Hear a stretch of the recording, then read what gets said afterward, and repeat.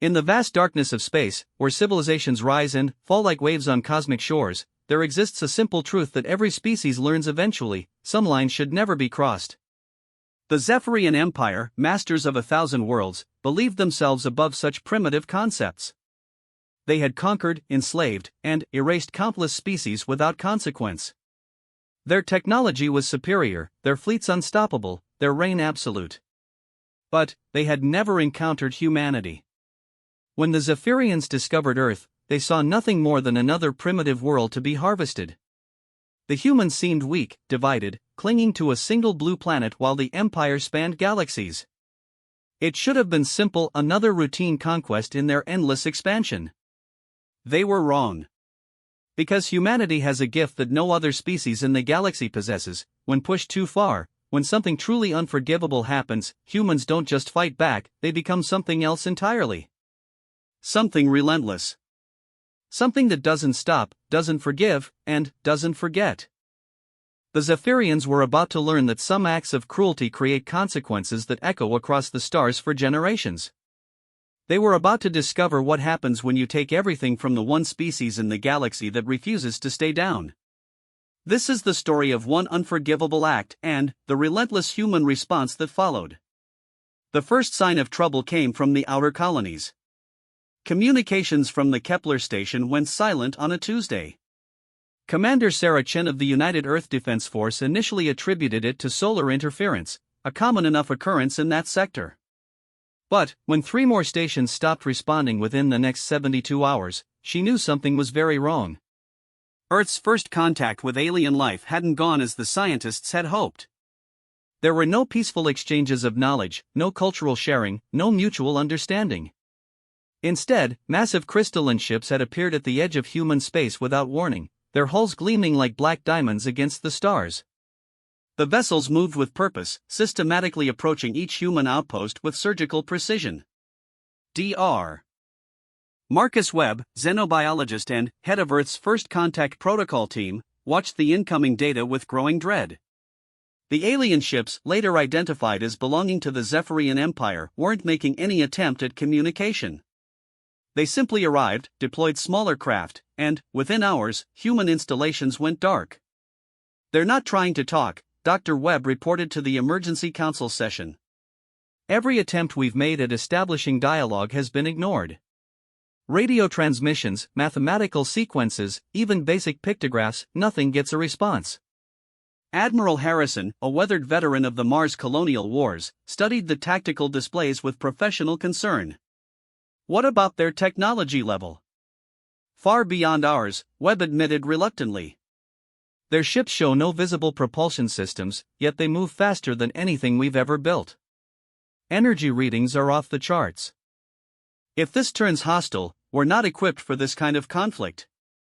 It was Commander Chen who asked the question everyone feared: what exactly happened to our people out there? The answer came 3 days later when a single escape pod from the Kepler station was recovered by a patrol ship. Inside was Lieutenant David Park, barely alive and psychologically shattered. His report changed everything humanity thought they knew about the galaxy. "They don't see us as equals," Park whispered through bandaged lips, his voice breaking. "To them, we're not even animals. We're resources. They took everyone. The entire station. 3,000 people, Commander. They sorted them like cargo."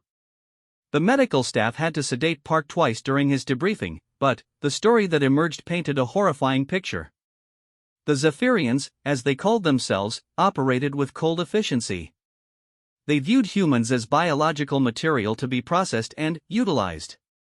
Some were taken for experimentation, others for labor in their vast industrial complexes across the galaxy. The elderly and sick were simply eliminated as waste. "They have a whole system for it," Park continued when he was able to speak again. "Catalogs of different species, efficiency ratings, optimal uses for different biological types. We're just entry number 4847 in their database. Our designation is Carbon-Based Bipedal Labor Units, Class C Intelligence." Dr. Webb felt his stomach turn. "Class C?" "Below their pet animals," Park confirmed. "They don't consider us sentient. The Zephyrian Empire, as intelligence reports later revealed, had been conquering and harvesting species for over 10,000 years. Their territory encompassed nearly a quarter of the galaxy, built on the bones of countless civilizations they had absorbed. They operated with such overwhelming technological superiority that resistance was typically futile and brief. But they had made one critical miscalculation about humanity. The attacks continued over the following weeks. Earth's outer colonies fell one by one, each following the same pattern. The Zephyrians would arrive, overwhelm any defenses, and systematically process the human population. Families were separated, children taken from parents, entire communities dissolved into component parts for the Empire's vast machine. Reports from other survivor pods painted increasingly grim pictures. Dr. Elena Rodriguez from the Titan Research Facility described how the aliens had calmly evaluated each human like livestock, making notes on their physical capabilities and sorting them into different categories. Professor James Liu from the Europa colony told of how the Zephyrians had shown no emotional response to human pleas for mercy. They simply didn't recognize human suffering as significant. It's not malice, Dr. Webb explained to the increasingly desperate Earth Council. That might actually be easier to deal with. This is complete indifference. To them, our screams mean no more than the sound of wind through trees. The breaking point came when the Zephyrians reached the inner system. Mars fell within 6 hours, its defensive fleet swatted aside like insects. The moon colonies were next, their populations processed with the same mechanical efficiency. Earth itself was surrounded, massive crystalline ships taking position around the planet like a cage. But the Zephyrians made their fatal error when they decided to make an example of Earth's population. Instead of the usual quick processing, they wanted to demonstrate their power to any other species that might be watching. They chose to make humanity's final moments a spectacle. The broadcast began on every frequency, transmitted to every corner of human space. The Zephyrians had constructed massive holding facilities on the dark side of the moon, transparent structures that could be seen clearly from Earth's surface. Inside, human beings were visible as tiny figures, sorted into different sections based on their designated uses. Commander Chen watched from Earth's primary defense bunker as thousands of humans were systematically processed. The aliens moved with clinical precision, showing the same emotional engagement one might have while sorting recyclables. Children were separated from parents without hesitation. Families torn apart with casual indifference. "They want us to see this," Admiral Harrison said quietly, his hands clenched into fists. "They want us to understand how powerless we are." Dr. Webb couldn't look away from the screens. It's psychological warfare. Break our spirit completely before the final harvest. But, as they watched the systematic dehumanization of their species, something else was happening. Throughout the scattered remnants of human civilization, in bunkers and hidden stations across the solar system, people weren't breaking. They were becoming something else entirely. The human response wasn't despair, it was rage. Not the hot, temporary anger that burns bright and fast, but something cold and calculating. Something that settled into the bones and stayed there. The Zephyrians had crossed a line they didn't even know existed, violated something so fundamental to human nature that it triggered responses they couldn't possibly predict. Sarah Chen felt it first, watching her species being sorted like cargo. The complete dismissal of human dignity, the casual destruction of everything that made life meaningful, it awakened something primal in the deepest parts of her mind. Not just the survival instinct, but something uniquely human, the absolute refusal to accept being reduced to nothing. "They think this will break us," she said quietly, never taking her eyes off the screens showing humanity's degradation. "They think fear will make us compliant." Admiral Harrison looked at her, noting the strange calm that had settled over the commander. "Will it?" Chen's smile was cold as winter space. "Admiral, they just made the biggest mistake in the galaxy. They think we're just another species to be processed and forgotten. They're about to learn something about humans that no one else in their empire ever lived long enough to report." She turned to address the remaining Defense Council, her voice carrying a weight that made seasoned military officers straighten in their chairs. "Gentlemen, ladies, they want to show the galaxy what happens to species that resist them. Instead, we're going to show the galaxy what happens when you cross humanity. Signal all remaining human forces, all hidden installations, every survivor in every dark corner of space. What message, Commander? Dr. Webb asked. Tell them it's time to teach the galaxy what humans do when someone takes everything from us. Tell them we don't just fight back, we become a force of nature. And, nature doesn't forgive. It doesn't forget. And, it doesn't stop. In bunkers across Earth, in hidden bases throughout the solar system, among the scattered survivors of humanity's outer colonies, the message was received. But, it wasn't just words on a transmission, it was something deeper. A fundamental shift in how every human being viewed their place in the universe. They were no longer just trying to survive. They were no longer just defending their territory. They had become something the Zephyrian Empire had never encountered in 10,000 years of conquest, a species that would rather burn the galaxy down than accept being reduced to slavery. The Zephyrians had wanted to make an example of humanity. They were about to get their wish, just not in the way they expected. Because the example they were about to witness would echo through the galaxy for generations to come, a warning to every species that thought they could treat humans as less than equals. The real war was about to begin, and it would be unlike anything the galaxy had ever seen. The transformation of humanity didn't happen overnight, but, when it began, it was unstoppable.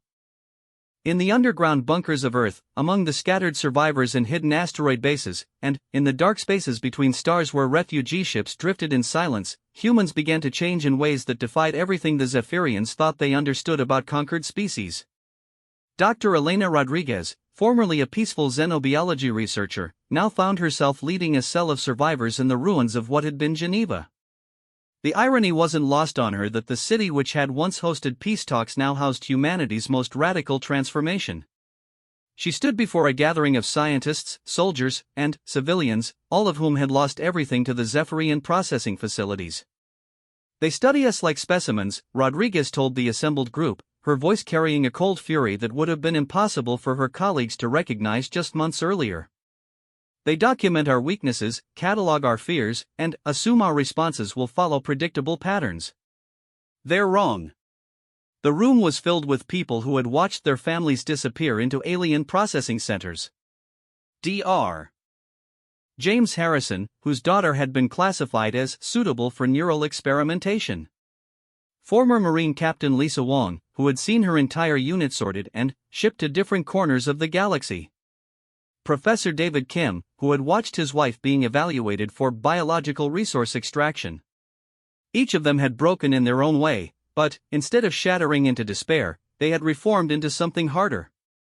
Something focused with laser precision on a single goal, making the Zephyrians pay for every human life they had treated as disposable. We've been thinking about this wrong, Rodriguez continued. We've been trying to fight them like a conventional enemy, using tactics and strategies that worked against other humans. But, they're not just another military force, they're a system. A galaxy-spanning machine that processes entire civilizations. You don't fight a machine by attacking its strongest points. You find its critical failures and exploit them.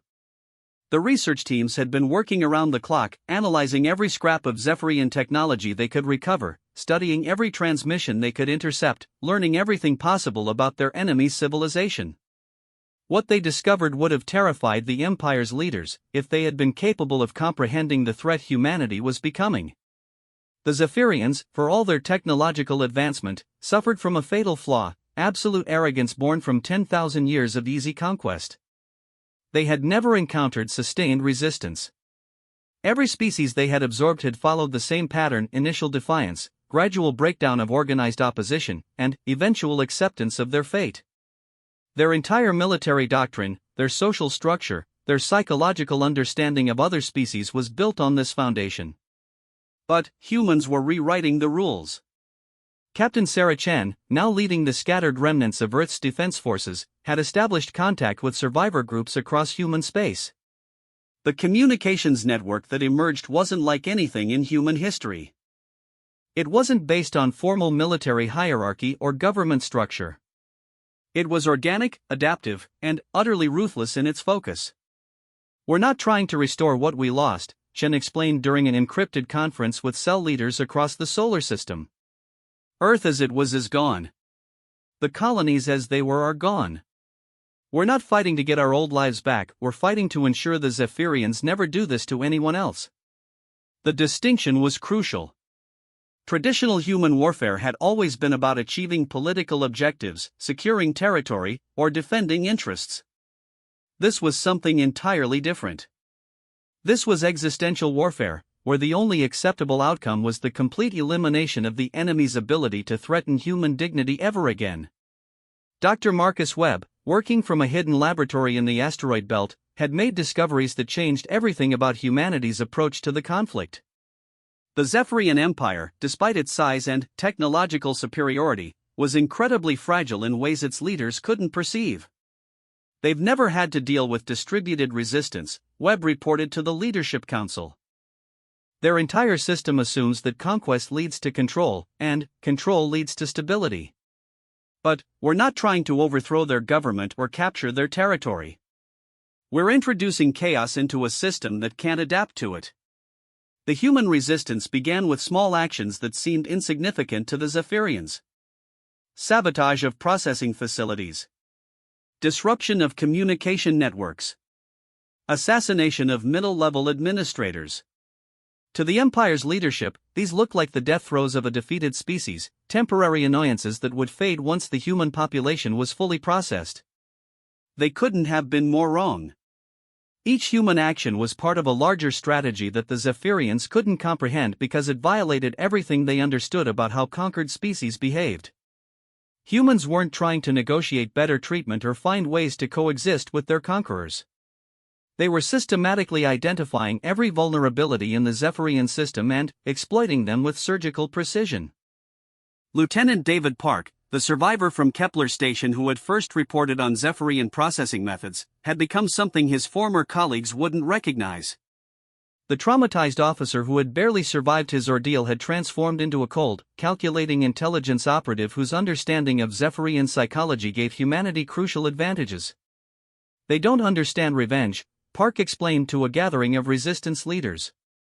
The concept doesn't exist in their culture. When they process a species, it's done for efficiency, not cruelty. They literally cannot comprehend that their actions create enemies who will spend generations hunting them. This psychological blind spot became humanity's greatest weapon. The Zephyrians expected human resistance to follow rational patterns: attacks on military targets, attempts to rescue captured populations, efforts to negotiate from positions of strength. Instead, humans began targeting the Empire's civilian infrastructure, its administrative systems, its cultural centers. The first major success came when a human infiltration team, led by former diplomat Angela Foster, managed to penetrate a Zephyrian administrative world. The team didn't attack military installations or attempt to rescue human captives. Instead, they introduced a computer virus into the planet's data systems that corrupted the Empire's biological classification databases. The results were catastrophic for Zephyrian operations. Suddenly, their processing facilities couldn't properly categorize incoming species. Valuable biological resources were misclassified as waste. Critical genetic material was accidentally destroyed. The careful efficiency that had built their empire began to break down in cascade failures that spread across multiple star systems. They're trying to fix the symptoms instead of addressing the cause, observed Dr. Rodriguez, monitoring Zephyrian communications from her hidden bunker. They keep assuming this is just technological failure, not systematic sabotage by an enemy they didn't know they were creating. But the most significant change in humanity wasn't technological or tactical, it was psychological. Across the scattered remnants of human civilization, people were abandoning concepts that had once defined their species. Mercy, proportional response, the distinction between combatants and civilians, all of these became irrelevant when dealing with an enemy that had treated human children as raw material for experimentation. Commander Chen stood in what had once been her office, looking at intelligence reports from across the galaxy. Human infiltration teams had identified thousands of Zephyrian worlds, mapped their supply chains, cataloged their weaknesses. The scope of the campaign humanity was preparing to launch would have horrified her former self. "Admiral," she said to Harrison, who had become her closest advisor in the new war, do you ever wonder what we're becoming? Harrison, studying tactical displays that showed projected casualties in the hundreds of millions of Zephyrian civilians, looked up with eyes that had seen too much. I think we're becoming what we need to be. The question is whether we'll be able to find our way back when this is over. And, if we can't?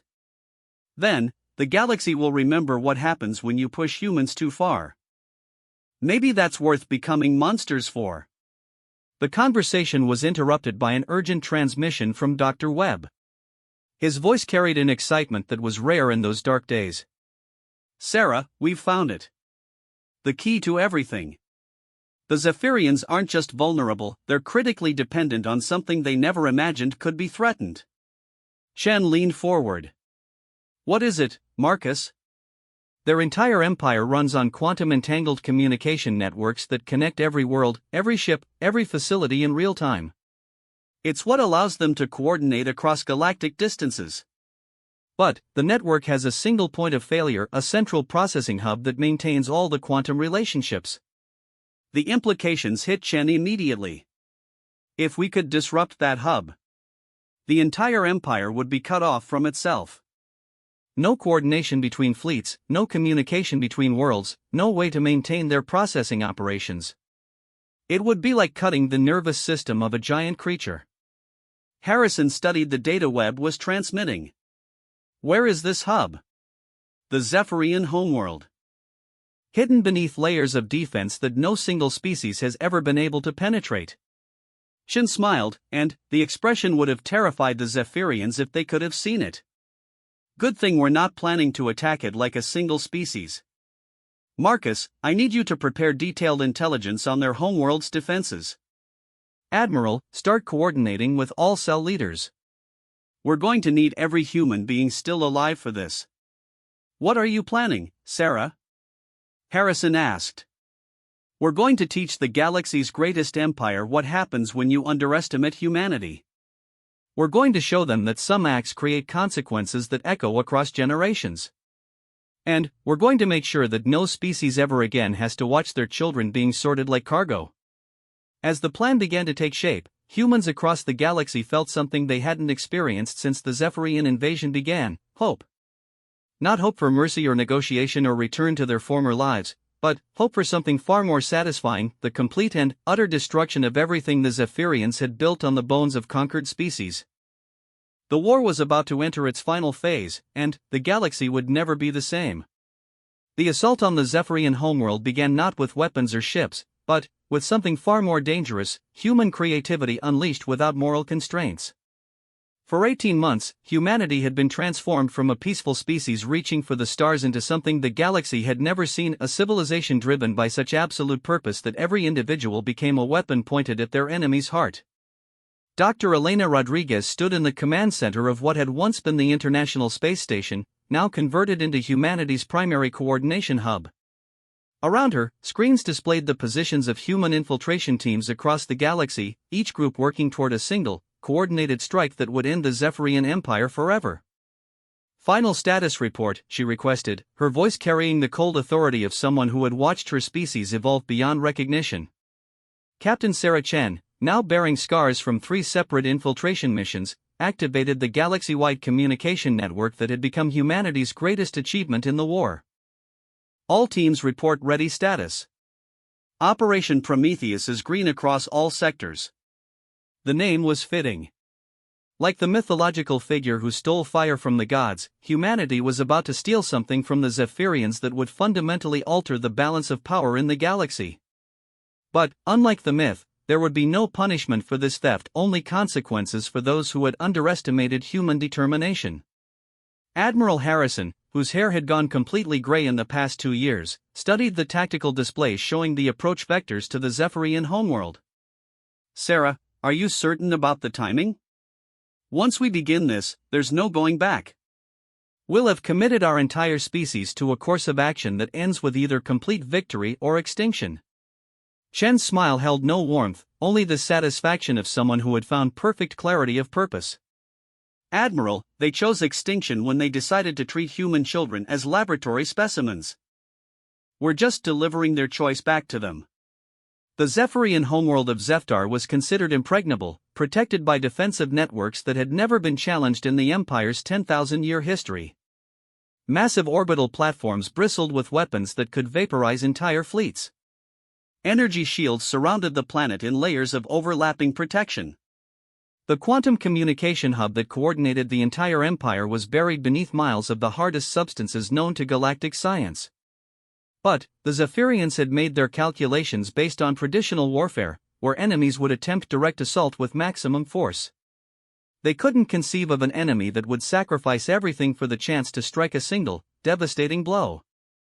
Dr. Marcus Webb, transmitting from a research station hidden in the dark matter shadows between galaxies, had spent months perfecting humanity's ultimate weapon. Not a bomb or virus or conventional military device, but something uniquely human, a solution born from spite, creativity, and absolute refusal to accept defeat. The beauty of their quantum communication network, Webb explained to the assembled leadership, is also its greatest weakness. Every single node in the Empire is connected to every other node instantaneously. What affects one node affects them all. And we've figured out how to turn their greatest strength into a delivery system for their complete destruction. The plan was elegant in its simplicity and horrifying in its scope. Human teams had spent months infiltrating minor Zephyrian facilities across the galaxy, not to attack them, but to plant tiny devices that would activate simultaneously. Each device contained a quantum-entangled particle linked to every other device in the network. When activated, they would introduce a cascade failure that would spread through the entire Zephyrian communication system faster than light. But, the devices weren't designed to simply disrupt communication. They carried something far more destructive, a program that would rewrite the fundamental code that governs Zephyrian technology. Lieutenant David Park, now bearing the scars of a dozen undercover missions, coordinated the final infiltration of Zeftar itself. The team he led represented the absolute best humanity had to offer, not just in skill and courage, but in their complete dedication to ensuring the Zephyrians could never harm another species. Remember, Park addressed his team as their stolen Zephyrian transport approached the homeworld. We're not here to survive this mission. We're here to ensure that every human death, every child torn from their parents, every act of casual cruelty committed by this empire leads to this moment. We are the consequence they never imagined. The infiltration took 72 hours of careful movement through the most defended world in the galaxy. Park's team moved like ghosts through Zephyrian cities, using their perfect understanding of Empire psychology to remain invisible. The aliens couldn't conceive that members of a processed species would dare to walk among them as equals. The quantum hub was exactly where Webb's calculations had predicted, buried beneath the Empire's primary administrative complex. As Park's team descended through layers of security that had never been breached, they passed monuments to the Zephyrians' greatest conquests, artistic displays showing the absorption of thousands of species, their biological material catalogued and repurposed for the Empire's needs. "Look at this," whispered Sergeant Maria Santos, stopping before a display showing the processing of a species that resembled crystalline insects. They're proud of it. They actually celebrate what they do. Park didn't slow his advance toward the hub, but his voice carried the weight of absolute judgment. Good. Let them celebrate. In about 6 minutes, they're going to learn what it feels like to be on the other side of extinction. The quantum communication hub was a marvel of engineering, a crystalline structure the size of a small city, pulsing with energy that connected every corner of the Zephyrian Empire. Thousands of technicians worked around its perimeter, maintaining the network that allowed their civilization to function across galactic distances. Park's team moved through the facility with surgical precision, placing the final devices at calculated points around the hub's core. Each team member knew they wouldn't survive the activation. The quantum cascade would annihilate everything within a 1,000-kilometer radius. But survival had never been the objective. "All teams, report status," Rodriguez requested from the command center. Across the galaxy, human voices responded from positions that had taken months to reach. Infiltration teams on administrative worlds, sabotage units in processing centers, assassination squads targeting key Empire leaders, all confirming their readiness to participate in humanity's final answer to Zephyrian arrogance. "Operation Prometheus is confirmed ready across all sectors," Chen reported. "All teams understand this is a one-way mission. All teams confirm willing participation. Rodriguez closed her eyes for a moment, feeling the weight of what they were about to unleash. When she opened them, her voice carried the absolute certainty of someone who had found perfect moral clarity. Execute Operation Prometheus. Show the galaxy what happens when you make humans choose between dignity and survival. The activation began simultaneously across every sector of Zephyrian space. On thousands of worlds, in processing facilities and administrative centers, aboard Empire ships and orbital platforms, tiny devices began rewriting the fundamental code that governed Zephyrian technology. The cascade effect was instantaneous and unstoppable. The quantum communication network that had been the Empire's greatest strength became a delivery system for its complete destruction. The program humanity had created didn't just disrupt Zephyrian systems, it turned them against their creators. On Zephdar, Park watched the quantum hub begin to destabilize as the cascade reached its core. Around them, Zephyrian technicians scrambled in confusion as their instruments registered impossible readings. They couldn't understand what was happening because they had never conceived of an enemy that would sacrifice everything for revenge. "This is for every human child you processed," Park said quietly, his words transmitted to humanity's hidden command centers. "This is for every family you destroyed. This is for every act of casual cruelty you committed because you thought we couldn't fight back." The explosion when the quantum hub collapsed was visible from orbit, a pillar of light that reached into space. But the real destruction was happening across the galaxy as Zephyrian technology turned against itself. Processing facilities released their captives as security systems failed. Fleet ships found their weapons targeting their own vessels. Administrative computers began deleting the biological catalogs that had classified thousands of species as resources. In the command center of humanity's last stronghold, Rodriguez watched as the Zephyrian Empire collapsed in real time. Communications networks fell silent. Orbital platforms went dark. The vast machine that had conquered a quarter of the galaxy simply stopped functioning. "Status report from all sectors," Chen requested, her voice steady despite the magnitude of what they had just accomplished. The reports came in from across human space, transmitted by teams that had sacrificed everything to deliver humanity's final message to their oppressors. The Zephyrian Empire, 10,000 years in the building, was dying in a matter of hours. Dr. Webb's voice came through from his hidden research station, filled with an awe that hadn't been present in human voices for 2 years. "It's working beyond our projections. The cascade is affecting Zephyrian biology itself. Their neural interfaces with their technology are creating feedback loops it's killing them, Elena. Not just their empire, the species itself." Rodriguez felt a moment of something that might once have been called doubt. "Marcus, how many? Conservative estimate? 80% of their population within the first week. The remaining 20% won't have the infrastructure to maintain their civilization. The Zephyrian Empire is extinct." Admiral Harrison looked at the readings with professional assessment.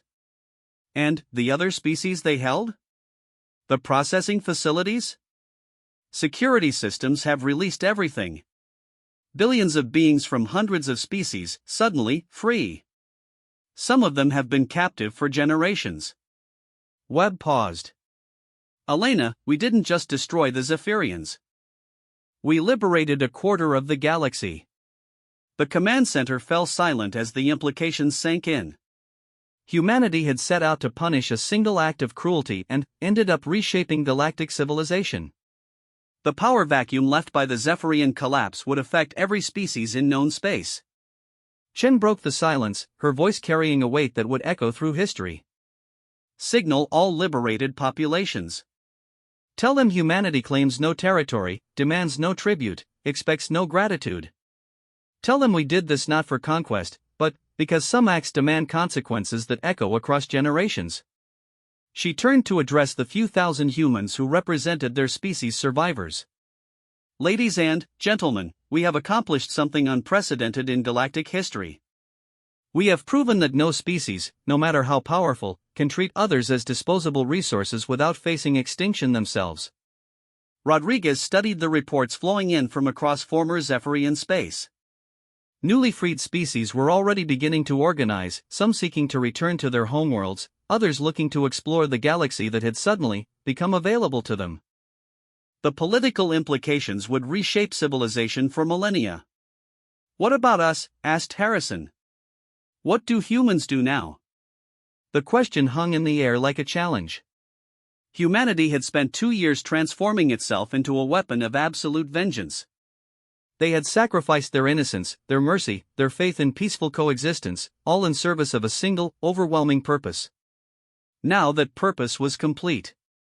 Chen looked out at the stars through the command center's observation port, seeing a galaxy forever changed by human determination. We become something new. Not the peaceful species we were before the Zephyrians came, not the weapon we became to destroy them, but something else entirely. Which is the species that ensures this never happens again. The galaxy now knows what humans do when pushed too far. Every species that considers conquest or slavery will remember what happened to the Zephyrians. We become the guardians who make sure no one else has to make the choice we made. The transformation was complete.